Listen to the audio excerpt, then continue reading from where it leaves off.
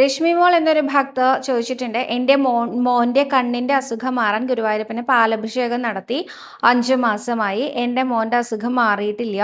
ഈ മാസം ഗുരുവായൂരിൽ വന്ന് കണ്ണിൻ്റെ രൂപം തലക്കൊഴിഞ്ഞ് പൈസ ഭണ്ഡാരത്തിലിട്ടു. എല്ലാ ദിവസവും ആൻറ്റിബയോട്ടിക് ഡ്രോപ്സ് ഒഴിക്കുകയാണ്.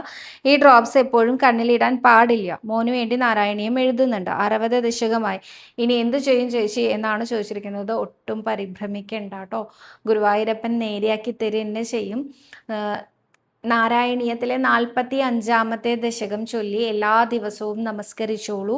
ഇത് വളരെ നല്ലതാണ്. ഇതിലെ ഗുരുവായൂരപ്പൻ്റെ ബാലലീലകളാണ് പറഞ്ഞിരിക്കുന്നത്. ഇതിൽ ഒരു ഗോപികയുടെ കണ്ണിലേക്ക് പാല് ആക്കിയിട്ട് ഭഗവാൻ ആ ഗോപികയുടെ കണ്ണിൻ്റെ മങ്ങലെല്ലാം തീർത്തു കൊടുത്തതായിട്ടും പറയുന്നുണ്ട്.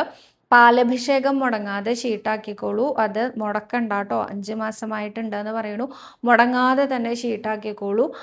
അത് തുടർന്നുകൊണ്ടേ ഇരിക്കൂ. കണ്ണിന് ഒരു കുഴപ്പവും വരുത്താതെ നമ്മുടെ ഉണ്ണികൃഷ്ണൻ എന്തായാലും സംരക്ഷിക്കുക തന്നെ ചെയ്യും. ഒട്ടും പരിഭ്രമിക്കാതെ നാമം ജപിക്കൂ. അതുപോലെ തന്നെ നാരായണീയത്തിലെ 45-ാമത്തെ ദശകം മുടങ്ങാതെ ചൊല്ലിക്കോളൂ കേട്ടോ.